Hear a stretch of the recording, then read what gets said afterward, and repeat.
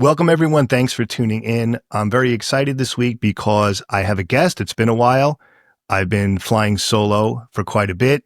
He is a return guest. I'm with Andy Ansel. Our previous conversation was episode 88, where we discussed Andy's massive book collection. He has over 15,000 books, and he is also a game archivist. He's putting together games from various players. We can maybe talk about that a bit. And Andy learned to play during the Fisher boom in the early 70s. He's played against 3 world champions. He has a U.S. chess peak rating of about 2060. He stopped playing over the board tournaments around the year 2000. And he's currently playing in correspondence chess events with the ICCF. And that's really going to be the focus of our conversation. I know many of you were interested in correspondence chess. I only know a minimal amount of information about it, so I figured I would bring Andy on, who can talk about it at length. He is a correspondence national master with a current rating of about 2374. So Andy, great to see you and welcome back. Thanks, Neil. It's a pleasure to be back with you again. Yeah, absolutely. So before we get into some of the correspondence chess things, any updates or information on your book collection and things you're doing with that? Yeah, so there's been a couple interesting sales going on. David DeLucia, who has a permanent U.S. Chess collection, has been selling some stuff overseas. So I bought some stuff there. But also interesting, the quality of some of the new books. I mean, obviously, there's a lot of new books coming out, some better than others, but the quality of the new books has been amazing. A couple I'd like to mention is Tiger's Chaos is a really interesting book. Marin just came out with Learn from the Legends 2, which some of the top Soviet players reanalyzes their games. Pete Tamboro has come out with a fantastic trilogy. The last volume, Chess Opening for Amateurs #3, just came out. It's just amazing to read. There's a publisher called Elk and Ruby, which basically does Russian translations, and they've done some amazing works. Like they have a trilogy of Russian championships, starting from the first ones up through the 40s. So there's just a lot of really interesting chess material coming out with just kind of, with the games and the information of the internet and being able to search. It's been really good. And I think the research has been good. Obviously, there's books that aren't so good, but there's been really some high quality books coming out, which I've been excited to read and study. Yeah. Okay, cool. Now, speaking of like studying chess, we were both talking in the pre-interview about Nate Solon's recent blog, which seems to be creating a lot of buzz, where I think he titled it like Why I Don't Like Chess Tournaments. And we both agree it was very well written. As someone who's been involved in over the board play for a long time, a lot of what he said I can relate to. And it was mostly about, his criticism was really about the major weekend events and the conditions in the schedule. It wasn't so much about club events, but I'm actually going to be doing a separate episode responding to that because I thought it was so well written. But what are your thoughts, Andy, about studying and enjoying chess versus playing over the board as we get older? Like, do you struggle with that? What are your thoughts about that?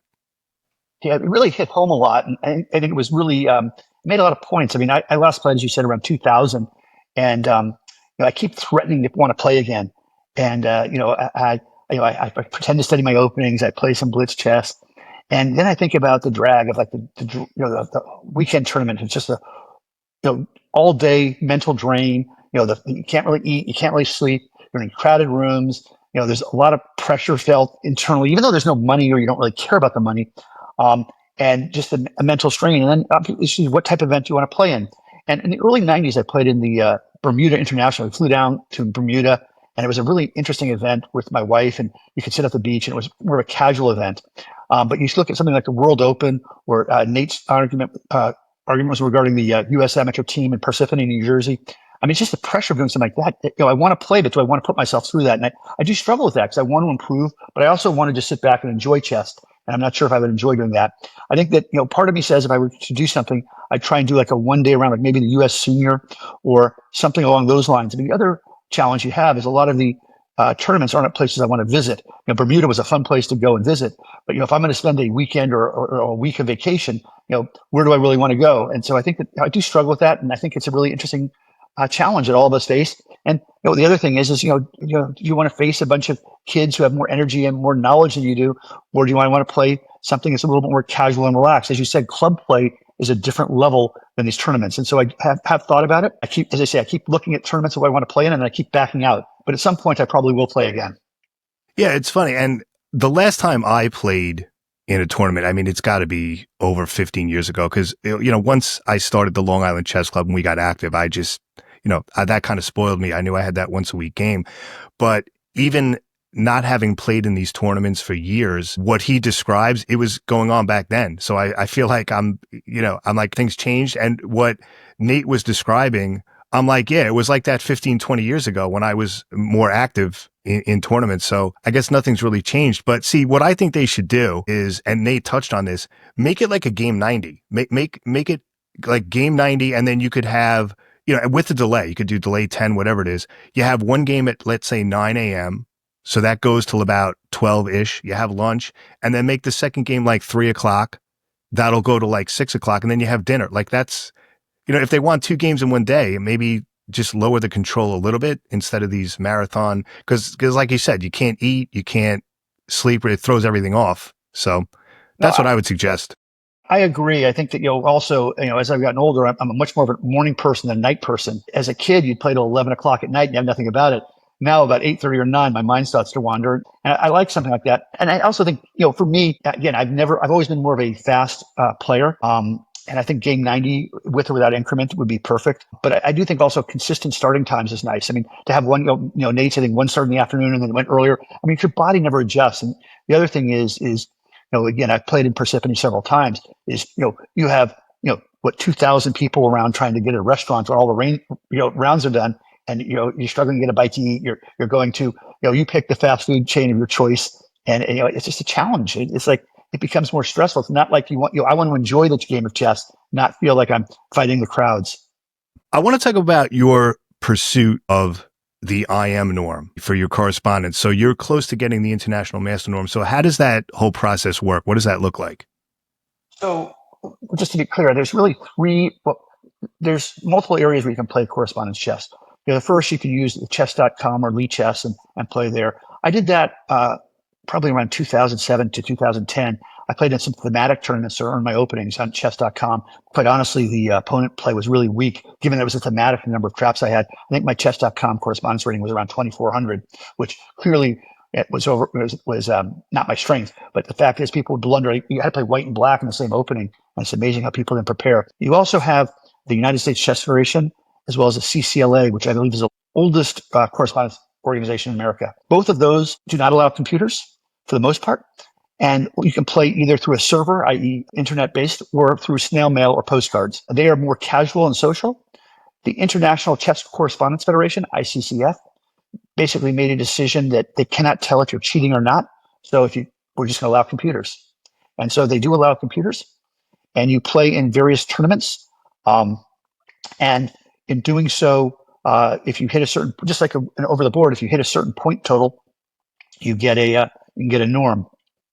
What they do, it seems to me, and I've not studied this extensively, is that to get an IM norm, you need at least a +1, a master. You can do it with an even. Depending, obviously, it depends on the rating of the tournament and stuff like that.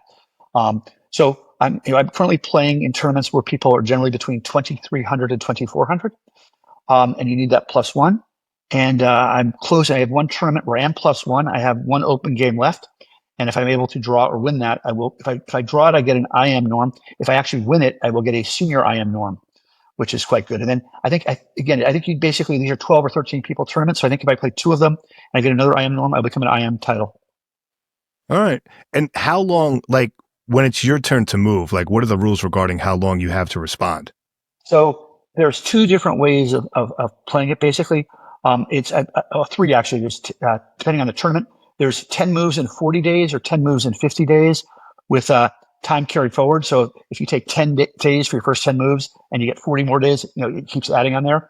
And I believe after 20 days of not moving, the counting time is double, and there may be a forfeiture if you don't move in a certain period of time. And then there's another one, what they call the block time, where you start off with, I think the one I'm entering now is 75 days for all your moves. And then every time you make a move, you get 1 more day, and up to a maximum of 125 days. So if I make 30 moves, I'll have 105 days less thought time. So those are various time controls that I've experienced. I know with the ICCF, is this all email? Is it like, can you do paper? It's all server. So you have to log on to this specific server and enter your move there.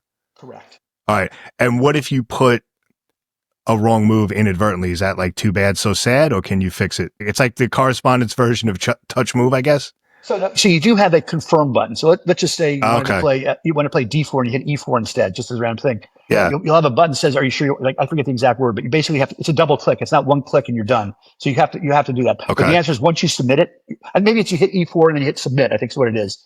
So if once you hit the move, you can check it, look at the board, compare it to your notes or whatever, and then you hit submit. Once you hit submit, you're done. Now, have you had a situation where somebody tried to be like, oh, I don't know why I hit confirm, but like, do people try to weasel out of that or not really? That's just understood that, it's like, let's be adults about this. If you made the mistake, just deal with it. Or do people try to weasel out of that? I don't know if you can actually weasel out of it. No one has ever tried. Okay. Unfortunately, I would say my own sloppiness in transpositions in the Nador for all the positions look similar to me, but I've made mistakes basically on transposition. I've lost 2 or 3 games in the same line effectively. And, it is what it is. I've never complained about it. And, the people who won were gracious about it. But, it is one of the main ways of winning in ICCF with computers is a transcription error, a position setup error, et cetera. Now, to your knowledge, is it mostly adults doing this? I can't imagine like, kids and teenagers into correspondence. Maybe they are. I don't know. But is it mostly adults in your experience?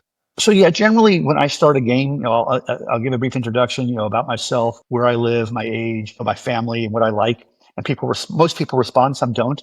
And I would say I'm 64. I would say I'm probably maybe even a little bit on the younger part of halfway through. People seem to be, I'd say, between 50 and 75, maybe.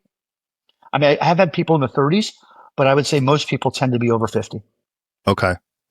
And what about the use of computers and databases? So just to clarify what we said, so like chess.com, their daily chess or correspondence chess, they don't allow computers and databases. And I'm sure nobody uses them because that's the rule on I chess.com, think you're right? allowed to, well, again, I think you're allowed to use databases. I'm not sure. At least you were years ago Okay. when I was doing the thematics. I think you can't use computers, but I think you can use databases. Okay. All right. We'll have to check on that. But anyway, for the ICCF, like you said, they allow computers and databases now because they basically couldn't police who was using it and who was not. Now, in your experience, like what effect has that had on the game? Are there like a ton of draws now? Cause it's like like how does that affect the game? It affects it a lot. So first of all, I don't know the exact statistics, but I would say about 90% of the games are drawn. And there's really 3 ways to win a game. The first is your opponent just forfeits on time. The second, as we discussed earlier, is a transcription area. The third is you kind of, I'm going to say confuse the computer, or you play an opening line that is not, that the opponent is experimenting with an opening line. And so I would say for me, the biggest key thing that is different from correspondence chess than over the board is the opening you choose is almost paramount to the game result. While over the board, you and I can play almost anything, and tactics or blunders in the middle game or end game will decide it. But here, like, so to give you an early example, when I was just experimenting with ICCF because I wanted to kind of use it to understand my openings and kind of test my opening, my over the board opening repertoire, I used to play the wing gambit against the French, which is E4, E6, knight F3, D5, E5, C5, B4. And over the board, I had pretty good success with it. And I started losing, losing a couple of games on the in the ICCF. And lo and behold, because everyone was looking at my games because you have databases, everyone started playing the French against me. So I had to change my repertoire and play a different line. The other thing I wanted to experiment with is the King Bishop Gambit, which Shaw says he refuted in his massive book on the King's Gambit, but Tim Taylor thinks is fine. And so that again is E4, E5, F F4, EF, Bishop C4, and so I played 2 games with that, and I was able to draw both, but boy, was it painful. And I've now learned that it's probably not the best thing to play ICCF with. So your repertoire is what you choose is very interesting. And I think that, how you interpret it and what you do is fun, is really where the differentiates the game. What I've chosen is I like to take a book and use a book to kind of lead me through my repertoire that I'm going to play in a game. Like, for example, Gwayne Jones has the Coffee House Chess Repertoire, volumes 1 and 2. So I use that as my base for a lot of my openings, and I would follow his lines. And all these games now, he usually uses computer checking as do most top authors, but I would look at lines and see how that would work. So I would say the key thing is your opening repertoire is different than over the board. And also certain openings are probably not advisable. Like I still play the King's Indian against it. And there's one line that people keep playing against me and I've drawn every game, but it's like 50 moves of torture before you can breathe, if that makes sense. Yeah. Now, are you facing the same opponent more than once? Like, is it sort of like this kind of thing? Like, oh, I played this guy in Correspondence before, I can prep for him, or is it like someone different every time? So each tournament has its own requirements. What you find is when you hit a certain level, like you face people, not all the time, you face the same people in some various tournaments. But one of the things that's really interesting is the ICCF every month publishes a database of all their games. And so, in my opinion, that is a premier preparation database over chess based mega and stuff like that, because all of these people are playing with computers. And if you look at some of the top opening analysis, like Anish Giri or Dwayne Jones, they actually refer to these databases in their games, in their books, and their notes and their videos. So I think that even if they don't know me, if someone doesn't know me, they can look and see what I play. And people do play various things. Like I'm starting a new tournament next week. So what it is they close out the event and it starts on March 30th. And so I'm looking at my opponents and seeing if they play E4, D4, what they play. And it's not all consistent because again, if you look at me, you'd see some variety, but you can get an idea of what they like, and then you can kind of prepare for it. I think that one of the things that's interesting is looking at statistics in a database. And I think that's very misleading. So I won a game not too long ago where in the ICCF database, I was playing white. The white success was very limited. I think there was 4 games, but white only scored 25% on this line. And so you think, but why would you go into it? And there's only 2 over the board games in this line. Because what happens is you find these because of the computers, you find these very offbeat sidelines of main lines. I think this was a 2 knights, if I recall correctly. And I looked at this closely and I realized that the reason that white hit so poorly is that he strategically made a mistake and it didn't pursue the right plan. And, so I followed the game. My opponent probably thought that I wasn't really paying attention. And all of a sudden, I varied from the other games and I got what I perceived to be a nice edge and was able to grind it out and win a game. So that's how you can kind of look at databases and also make strategy decisions of what you want to do. And so I think that it's not just a computer, but it's also how you guide the computer and how you analyze it. Like one of the things that I'm a big fan of is material imbalances. And some of the games I've won, I've been down an exchange or 1 or 2 pawns, and the computer doesn't quite understand it until it does. You have a massive buying for a pawn, and it shows equal or me slightly losing, and all of a sudden, 8 or 9 moves down, later, it shows me up like equivalent of a pawn and a half or 2 pawns. So I think that it's how you look at evaluations. It's still human guidance. It is really understanding what it is. It's not just looking at the computer. I think that, the famous line that everyone's saying right now is 0.00 doesn't mean drawn. It just means the position could be dynamic with equal positions. How you play it. One of the things that I do personally just to try and get something out of the game is before I make the computer move or look at the computer, I said, what would I do? Play it out. And then I put the computer on to see if I'm right or wrong. And that's actually a learning tool. Like, sometimes you miss a positional bind or tactic, but it can help guide the computer. It says I always don't pick the best move the computer chooses. I pick the move that I'm the most comfortable with. Sometimes good, sometimes bad. Yeah, and that's one of the nice things about correspondence chess. You're learning while you're playing a game, which is, over the board is, you make your move and that's it. Exactly. And one of the things that we talk about is computers. There are people. So I consider myself an amateur player. I don't spend hours and hours on it. I don't have a desktop and server. I have a Lenovo laptop. It's a good laptop, but it's a laptop. I use Stockfish, the latest version of Stockfish, whatever that is. I sometimes compare engines with Komodo and Fritz, but a lot of people will buy special hardware, special calculating engines. I still have a Intel chip, though I've been told AMD is better for calculations. Again, at my level, I think that it's good enough. I don't go crazy spending hours and hours prepping for opponent because I figure the game will direct me and I'll learn from the game because I look at each game as a learning experience. So again, for me, it's still fun, not a career or being real serious, which is why I'm not going in the highest level. I'm at what I call a medium level. I have 2 follow-ups on what you said.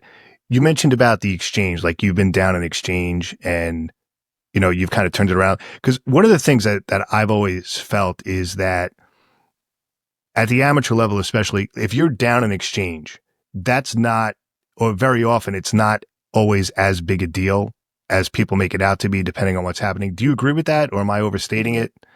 I absolutely agree. It depends on the position. I mean, obviously, if you have compensation for like active pieces, good squares, or his pieces are passive, absolutely. If you just drop a rook at a8 and have no play, I think it is a bigger deal, and you can still come back to it. Obviously, pawn play and how the pawn structure looks makes a big deal. But if it really depends on the piece, it's the pieces and how you can play them. But yeah, absolutely, I think the exchange is almost irrelevant depending on the position. At times, other times it's winning. It just depends on the rest of the pieces on the board and the pawn structure. Yeah, because I've had end games where I'll either be up an exchange or down an exchange. It's basically, king and pawns, and one player has the bishop, one player has the rook. And it's tough. It's tough for the player with the rook. If the player with the bishop, if there's no weaknesses, if the bishop's active. Have you had positions like that? Absolutely, and I'll tell you a funny story about that. So, I was playing over a game today to my game add to my game archive. I have Ariel Mengarini's scores, a prominent New York player from basically the 30s through the 90s, who I actually played in 91. And he was a very innovative player. He's one of the people who invented 30-30 chess, a very interesting opening player. And he's playing a game against a strong master named Ed Vano. And all of a sudden, Vano was down a rook for 3 pawns, and looks like he was losing. Next thing you know, these pawns are coming down the board, and the 3 pawns were superior to the rook. And so it really, the pawns, when you play well with a pawn, it can be strong. And one of my favorite games of all time is Kovalev's win against Gufeld, I think from 1966, which he's written about many times, where those pawns just, he just, I don't care about material, I just want to push pawns down. So again, it just depends on that. I think that playing rooks against a bunch of pawns coming at you can be very hard to defend against. So yes, I 100% agree with that. Welcome back, everyone. So, Andy, I was hoping you could offer maybe some basic tips and recommendations for someone who's kind of just getting into correspondence chess, because we have a lot of listeners in that category, and I'm sure it could be overwhelming, but anything you have to share, we would appreciate. So I think it depends if you're going to play in a computer tournament or a non-computer tournament. And in a non-computer tournament, I think what I would do is spend time again. I think openings are more important in correspondence chess because they dictate a lot of the future play. You can use, even in the non-computer ones, you can use books and you can use databases. I would think that I would pick a relatively sound repertoire. Like I would not play, again, people may get mad at me, but I would not play the Latvian gambit as black. Or the French wing gambit as white, which I've learned. So I would pick a repertoire. What I would do is before the tournament, you can use either a program or a notebook and kind of write out what your thoughts are of how you want to play it, so you have a plan in advance. I think the other thing, and I'm guilty of this, as I've mentioned, is really take your time and make sure you have the position set up properly and that you are sending the right move, because transcription errors or wrong position errors. I mean, a funny story that happened many years ago is I misdid the opening and I ended up playing the I don't know what you call it, but the 2 knight f6 against the Sicilian by mistake. And for some reason, I thought the opening was c4, not e4. I had the position set up wrong. And so, making sure the position set up right. I did lose that game, but not because of the opening, but I just was I was out of sync. And making sure that you double check and triple check that you're sending the right move. So I think the preparation is really key. The other thing is taking your time. You have plenty of time. So you can say, okay, I really want to play this move, play it on a board or computer screen, go away, come back later and say, okay, do I still want to play this move? So we kind of double check everything. So that's kind of my approach for the non-computer league. For a computer league, so again, I use Stockfish. I think it's really good. I mean, obviously there's many other good engines, Komodo, Fritz. I would argue that, again, depending on the level you're talking about, but at the 2300 level, the difference in engines really doesn't matter that much, and people may disagree with that. Also, the computer doesn't matter that much. I'm not using a Chromebook. I mean, I have a solid laptop that I use. So I would say that. I would say that, again, preparation of after openings, make sure you're comfortable with what you want to do. Like, as I say, I'm playing in an event right now. I'm preparing for an event right now, and I'm trying to decide what I want to play. Do I play a Roy Lopez?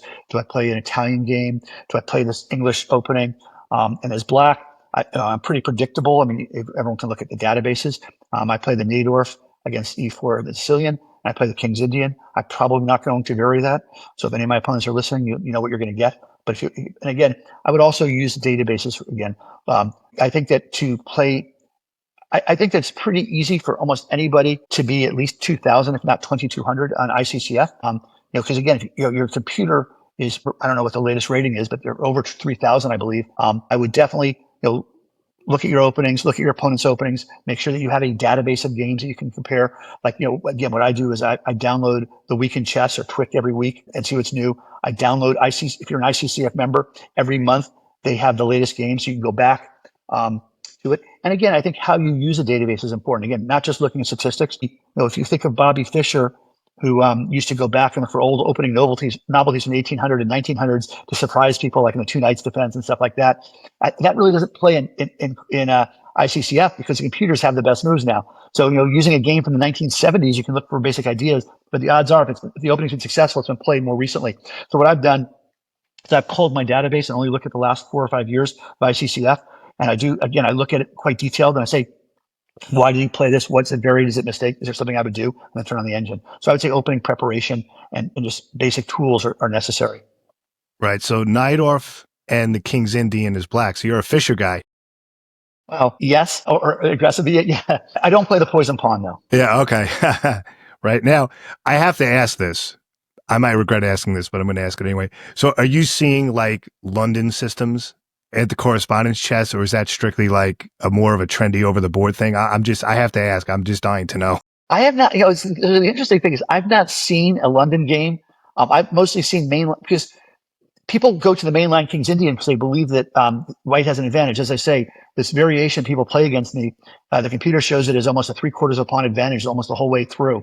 So I've not faced a London. Again, a lot of them occur through a transposition as well. Like, they'll play like, C4, G6, and then we'll transpose, or knight F3, and we'll transpose. But I have not faced London or Trompowsky yet. Yeah, it's funny. Whereas over the board, after D4, it's like nobody plays C4 anymore. It's like at D4, it's like something like E3, or it's D4, bishop F4. I mean, I see D4 and C4 more online than I do over the board. And I like D4 and C4. I love playing my Nimzo and my Queen's Indian, but over the board now, everybody it's like D4, and then they're doing something else other than C. So Pete Temporo in his books has talked about that. I think that people are looking for a system that plays simply. I'm going to call it a weekend opening repertoire, and people believe the London is there. And to be clear, the London has a lot of danger. If you know what you're doing with white, you don't know what you're doing with black, it's a very dangerous opening to face. But I think that when you're playing against a computer, there really is no advantage to it. Because again, you don't have to worry about move transpositions, you don't have to worry about lines. So I think that that's a difference, as I said, opening preparation for correspondence chess versus for over the board is that. So I've not played over the board. That's one of the things we talked about being scared is I don't know what I do against the London. I'd have to look at that closely, right. But I don't really prepare. I had to prepare for it. If you go back this much, I know if you go back to over the board, you definitely have to have a response for the London. That's for sure. It's funny. We had a recently, because what I'm getting at the club now, which is great, because we're still on like the tail end of the chess boom from the Queen's Gambit. Some people think it died out. I think we're still seeing some remnants of that, but I'm getting players. Yeah. I haven't played in a tournament since, whatever. And I had kids so they're coming back to it like in retirement, and they're facing the London system at the club, and they're like, they don't know what to do. Cause one guy came back and his opponent played the London and he like fell apart. I'm like, yeah, well, that's how it is now. That's definitely, everybody's playing it. I mean, I've been playing it, Andy. I don't know if you and I spoke about this. I do play the London a lot, but I was playing it for years, like way before it became trendy, and even before Magnus started playing it. But now it's, once Magnus started doing it, then it became like follow the leader. But it's definitely a big thing over the board now. So I'm waiting for people to follow Magnus with, was it F3 and King F2 against me? Yeah, right. Yeah, F3, King F2. So you spoke a little bit about your approach with computers. Typically as far as time, like how long do you take per move? I mean, like, do you kind of bash out the opening and then is it kind of in the middle? Like give me like a typical time frame for you. So I'll say, first of all, there are people that treat correspondence chess like speed chess and give, I forget the exact word, but once you make a move, they already have a move pre-moved against it effectively like that. They're pre-moving. Yeah. And some people want to get these things done as fast as possible, which again, to be clear, and someone told me this years ago, there's never an advantage to sending a conditional or pre-move in correspondence chess because you have no upside, only downside of doing something wrong. And there is no rush, but these people want to race through it. Now, also, a lot of people play 60, 70, 80 games at once. Now, for me, playing 12 games for once is a little bit of a stretch. I'll be honest with you, because I want to really spend in time and enjoy it. And so it's almost like playing, a simul against 12 people at once. That's, it's a lot of work to go into that depth. So what I'll do is I'll kind of vary it. So I will never send a conditional move. I almost will never respond right away per the discussion we just had. I'll look at the move, put it on my board, look at it again, and come back. But I would say that what I try and do of a 12 game, if I'm playing 12 games at once, is put 4 or 5 of them in a more advanced stage, and then kind of working in groups of 4, like 4, 4, 4. So 4 will be a little quicker, 4 will be a little slower, and 4 may be slowest. And it obviously depends on my opponent as well. Like I have one opponent who I've now played 3 times, and I don't even know what this guy does, but he'll take 30 days between a move to make an obvious move. And so for him, I don't have to worry about how fast I'm going. It's more like how he's going. So I kind of use the cadence of the player. I do find these conditional moves a little frustrating. Because it's like I just made a move and something pops right back at you. It's like, okay, but I almost will never respond to it until the next day. So I would say that I spend, again, it depends on my prep work in the opening, but I would say I would spend anywhere from 2 to 3 hours to 2 or 3 days in the opening. And then as we get later on, what I try and do is I'll give you an example. I played a guy who played B3, and I knew he played that, and I followed his games and I looked at it, and I think he varied from his 2 other games, and I think I analyzed out 22 moves in advance, theoretically. Well, not me, but me and the computer, I should say. And we basically followed thematically, not exactly those moves, we thematically followed those moves. And 22 moves later, I had a winning game. So I will spend that much time to go out and look at the strategy. I'll go ahead. Computers still have a horizon of how far they can see, and obviously it's gotten further and further. But I like to go out ahead as I can. So I like to spend between 1 and 3 days when the games get more serious, and to get a strategy going. And once that strategy is going, I double check to make sure that I haven't missed anything. So if I've gone out 20 moves, I may not take 3 days for other moves, but I'll say, okay, he varied. What does it do? Why did I look at it? But that's kind of my time frame of what I do. I know that people take more time than me, and a lot of people like less. I'm probably pretty much in the average. Okay. Now, are there any sort of like issues, controversies, interesting stories, like anything sketchy with correspondence chess? That like, is there kind of like a dark side, and anything you want to share on that end? So obviously, the obvious one is the non-computer leagues, people using computers or help. So let's ignore that one. The ICCF is pretty interesting because, as I said, one of the main ways you can win is if a person doesn't respond and loses on time. And there's a lot of people extending games out. They call it the death gambit.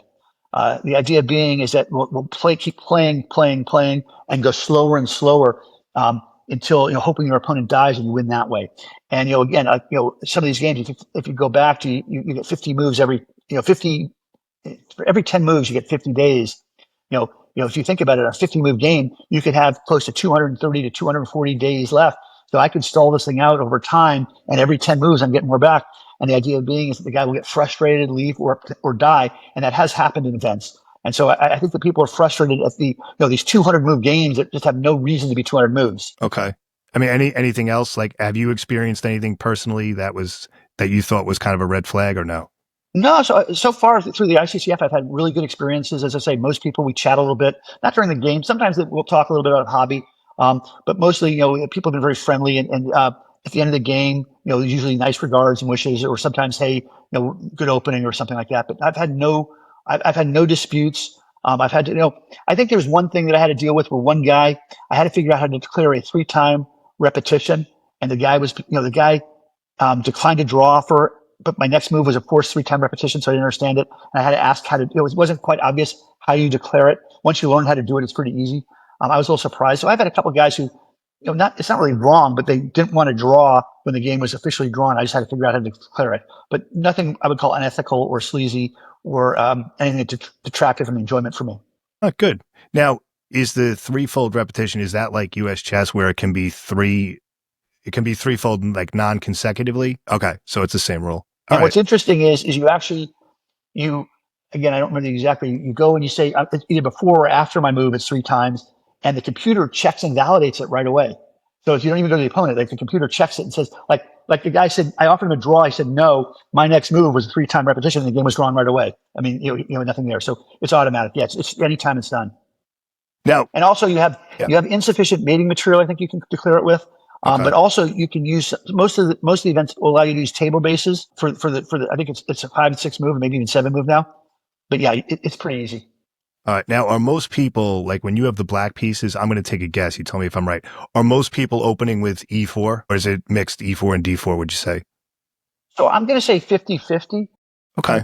I would say I have several C4 and NF3s, but almost all transposed to a D4 King's Indian opening. Also, people may be varying their repertoire based on what I play. As I say, I'm pretty, some people will hide that. I mean, I've already told you what I'm playing in my next event as black. So I'm pretty open about it because obviously I want to learn those openings and become better prepared with them. So I think people will get it, but I would say it's 50-50 between E4 and D4. All right. Now, the fact that about 90% of the games are drawn, is that from the players agreeing to a draw or are they just playing it out like to a ridiculous level? Or like what usually happens? They agree to a draw at a certain point? Yeah. So I'm going to, using my own games. So my theory is this is, and again, I could be wrong and people could disagree with more professionals, but after 20 to 25 moves of going through an opening and playing that, if we're at a basically even position, the game's drawn. I mean, it's now stockfish versus stockfish or whatever you want to call it. And, the odds of unless you want to play for a transcription error or, stall the game out, it doesn't make sense. So I would say that, again, I'm going to rough numbers here. I haven't looked exactly. 60 to 70% of my games are drawn within 20 to 25 moves. I generally don't agree to a draw before 20 moves. Could be maybe 30 moves. And then I would say the other 20 to 30 go out to between 40 and 60. I think I've had maybe one or two past 60.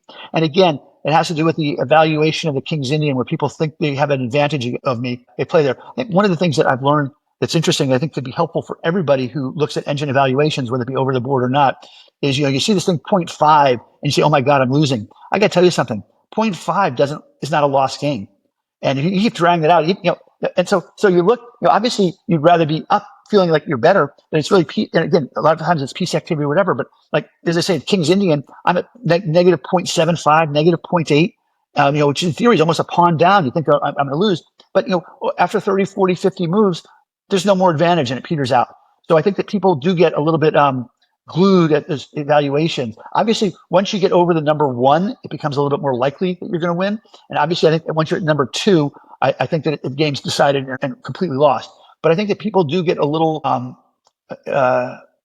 enamored with the 0.5 or 0.6 evaluation, which really doesn't matter as much. Again, it depends on the position, but yes. I'm glad you brought that up because that's been a theme on this podcast where people will put it in an engine and I'm up 0.63 pawn units. I'm going to crush them. It's like, no. That's drawn. Even if it says, I'll argue, even if it's a little over one, even if it says like 1.03 between two humans, that can be like an over the board game. That means that could totally still be drawn. But a lot of people, yeah, 100%, 100%. Yeah, but yeah, people get hung up on that. So this just popped into my head and I'm very curious. Are any games decided by like tactical shots? Because here's what I'm thinking. And you tell me if I'm off base here. With the use of computers and databases, like there's all these arguments, like these anti-computer lines. But when it comes to spotting tactical shots, I mean, the computers are pretty much 100% accurate. Like if you or your opponent had a tactical shot, the computer is going to catch it. So because we're dealing with computers and databases, does that mean that these wild, like 3 or 4 move tactical sequences are like eliminated now? Or does tactics play a role in the game? I don't know, maybe I'm wrong. I'm just curious. I will say they should not.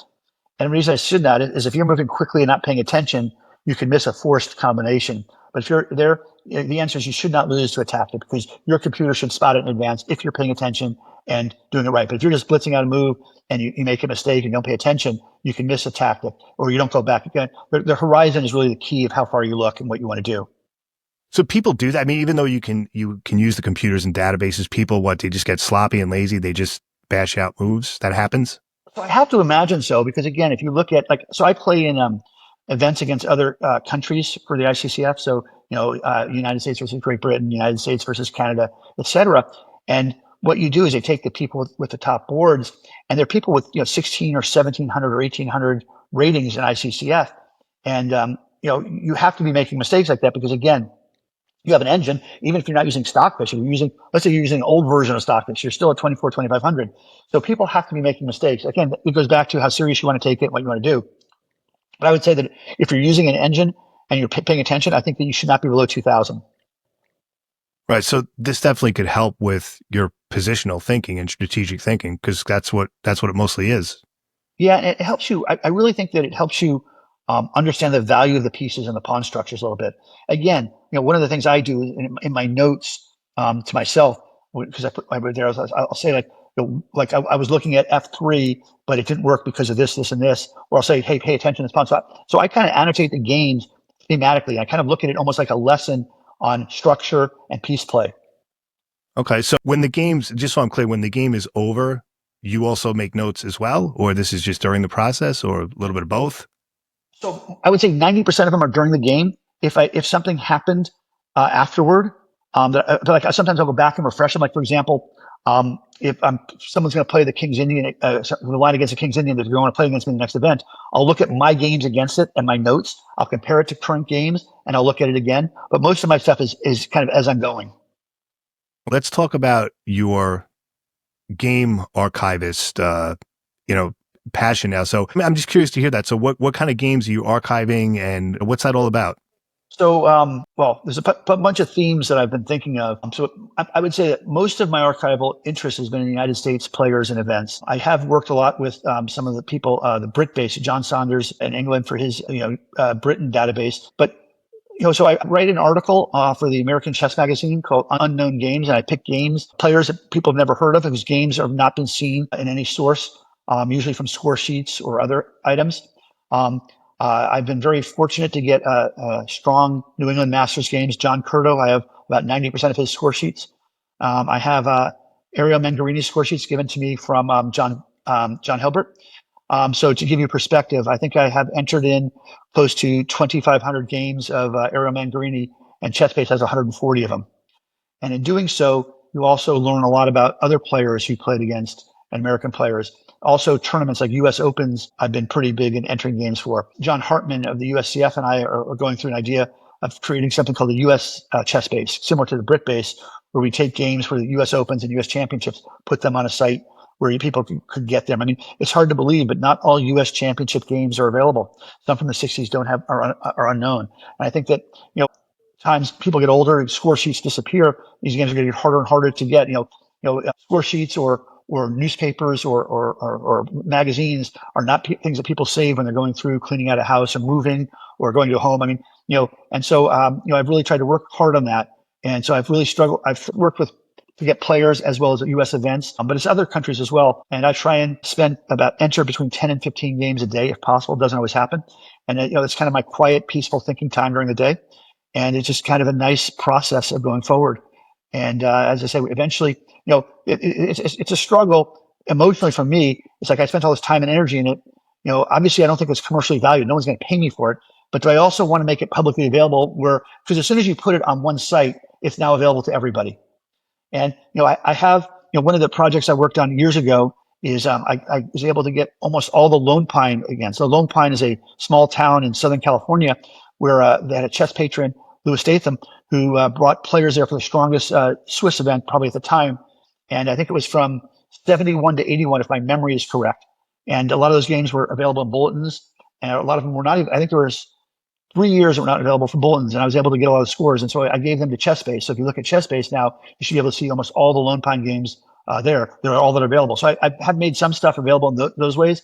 Some I'm not. I struggle with where do I want to do. Like, how many people care about John Curto's 3,500 games outside of people in the New England area? So I struggle with that. So I've been working on that. Obviously, you think at some point you're going to get close to being done, but you're never going to get done. There's always more things found, and it's kind of a fun challenge. And it's kind of I guess it's a total geek in me that makes it kind of fun and interesting. Besides prepping against the London system and playing in over-the-board events, any other future projects or plans, or no? Or is your plate kind of full for now? Yeah, no. I'm actually doing a book review for the Chess Journalists that I'm working on. I'm reviewing Pete Tamburro's Volume 3 of Chess Openings for Amateurs, which again I highly recommend. I think that in my mind, this book goes up against what is Fine's classic ideas behind the chess openings and how to open a chess game by the 7 GMs from RHM. This is that type of thing. He looks at games, both old games, new games. He also has, I think, 22 games from the Persephone amateur events. Amateur team that have not been seen anywhere, where he looks at, so it's basically amateur people playing his openings and playing openings in practice.